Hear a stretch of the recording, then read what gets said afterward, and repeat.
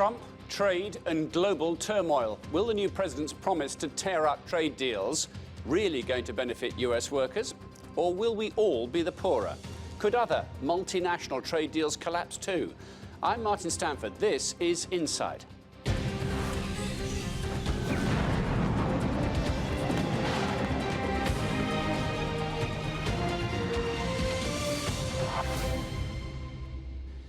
Welcome to Insight. President Donald Trump fulfilled a campaign pledge by signing an executive order to withdraw from the Trans-Pacific Partnership, or TPP. The trade deal, which covered 40% of the world's economy, was negotiated in 2015 by countries including the US, Japan, Malaysia, Australia, New Zealand, Canada and Mexico. Trump is also against TTIP. That's the Transatlantic and Trade Investment Partnership, a trade deal being brokered by the US and Europe. He's even talked of getting rid of NAFTA, the North American Free Trade Area. Clearly a man on a mission. He's promised to reinvigorate the US economy, and that means torpedoing trade deals that he says are bad for the American worker. Insight's Tig Enright tells us more. Vietnam is an economy on the up. It opened to foreign investment in the 80s, but when the US lifted its trade embargo in the 90s, industrialization got into full swing. But the people in its factories today remember a time when their lives weren't so plentiful. In the past, children didn't have a lot of clothes or food, but life has improved thanks to the fact that their parents got factory jobs. There's a 20-year age gap between me and my daughters, but the difference in terms of economics looks like a couple of centuries. The benefits of free trade for everyone in emerging economies are clear. Vietnam was poised to become part of the Trans-Pacific Partnership, a trade deal 7 years in the making between 12 countries bordering the Pacific. We've been talking about this for a long time, thank you. 7 years of painstaking negotiations written off with one signature on an executive order. Great thing for the American worker, what we just did. Donald Trump doesn't like multilateral trade deals. And next on his radar, the North American Free Trade Agreement between the USA, Canada and Mexico. Middletown, Ohio is an economy on the decline. Once known for a booming steel industry, 9 years ago it became known for the wrong reason. Named by Forbes magazine as America's fastest dying town. Its factories undercut by lower cost economies for the most basic of goods. Middletown is, I would say, a typical, hard-working, middle-class, blue-collar, a lot of blue-collar jobs here. And when it was great, it had been great. We had a great downtown. There were lots of things to do, lots of people. I don't agree with everything that Donald Trump says, but I agree with the policies that he's going after. I agree with the fact that America should be American first. When it comes to free trade, critics argue that only the wealthiest people in the wealthiest countries see the benefits. As well as a wall to illegal immigrants, Donald Trump wants to reinstate border tariffs between the United States and Mexico that were taken down by the NAFTA trade deal.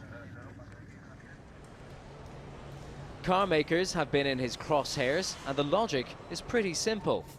If a company wants to fire their workers, move to Mexico or other countries, and ship their products back into the United States, as I said, we will put a 35% tax or tariff on those products, and they will not leave. Important to point out, though, it's not only Trump who opposed TPP. Bernie Sanders, Hillary Clinton both said they'd do away with it.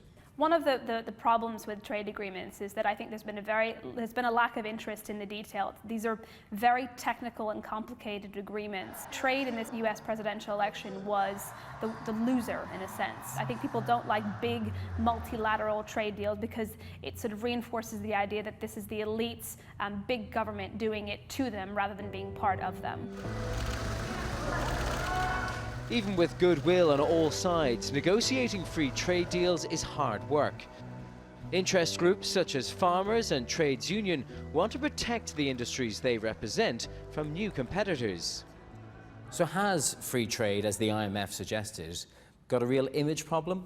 Absolutely, but I don't think necessarily justly. I think there's been a big communication problem about how they are negotiated. But doesn't the American Rust Belt really crystallize this image problem? How do the lowest skilled workers there benefit if their jobs are transferred to lower cost economies? It's interesting the way governments tend to promote trade agreements. They only talk about the benefit for exporters, when in fact actually lifting your own import barriers is really important to making sure consumers have a diversity of supply of options when it comes to the things that they're buying. It makes prices cheaper, for example, but because the governments have focused so much on what happens to your sort of opportunities abroad, they haven't actually made the argument for how increasing competition as a result of trade agreements actually benefits consumers.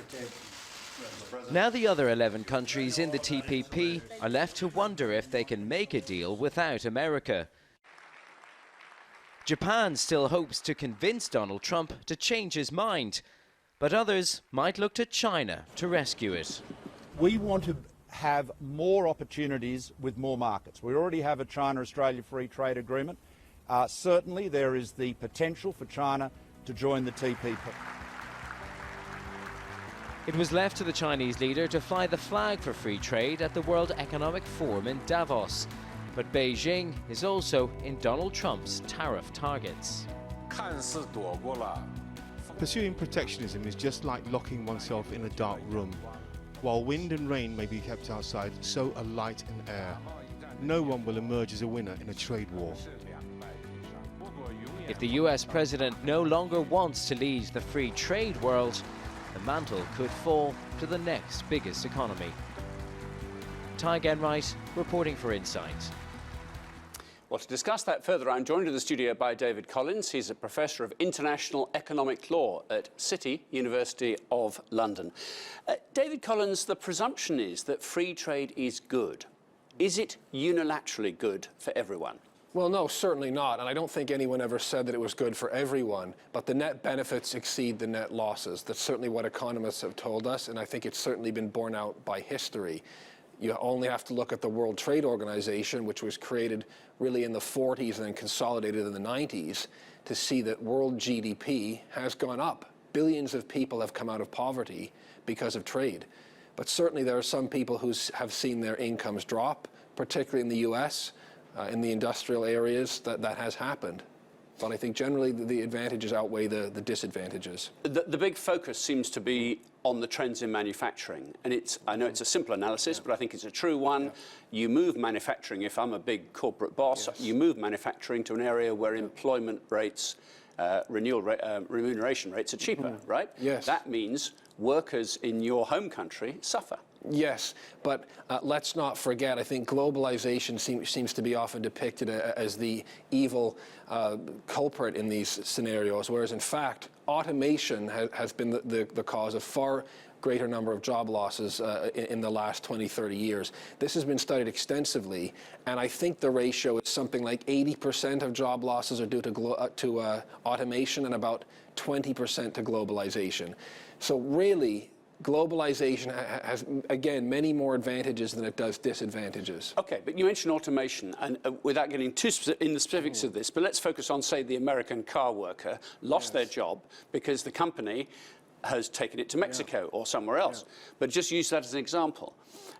They're never going to get that job back then, are they? So what is a good thing for a government, local or national, to do about that? Well, what the government needs to do is take the gains from trade in the form of greater revenue and channel those towards readjustment programs, social programs, things like retraining, better medical care, better retirement programs, these types of things. So it really falls to the social safety net to address those that lose from trade. And with a larger pie of revenue that you've gained from globalization, from trade agreements, you can do that more effectively. And many of the adjustment programs are totally legal under international law. So. But the benefit needs an enlightened government to use that money wisely? Yes. Because people don't realise that governments actually benefit from this. They just think it's the international corporates that benefit and their profits benefit. Absolutely they do. And one of the famous studies, again by an economist, showed that the countries that have been most willing to accept globalization have the largest public sectors.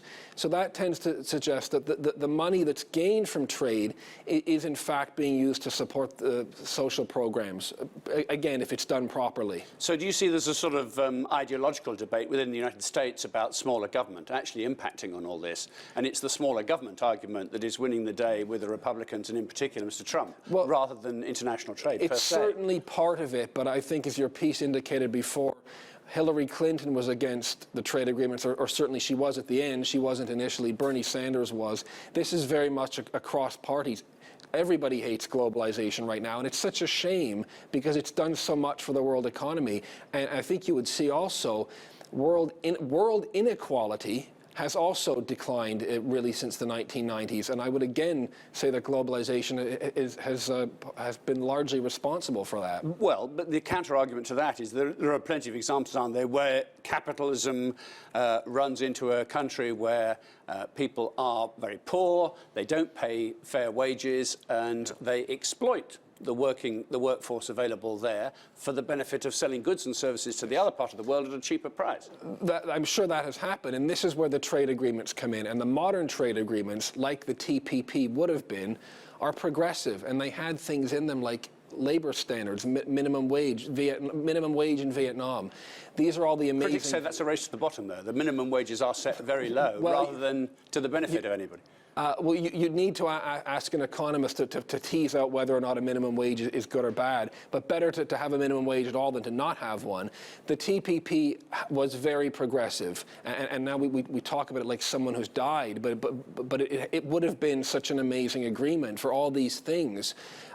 Environmental provisions, safety for prevention of trade in endangered animals, fishing, all these really progressive things, and they're lost. And I think this would have been a great time to reinvestigate some of the perhaps negative elements of trade agreements that came out of the period from the 90s and so on. Intellectual property too, which we'll come on to in our next part. David, thank you for the moment. This is Insight. Coming up, is the US the only country falling out of love with free trade?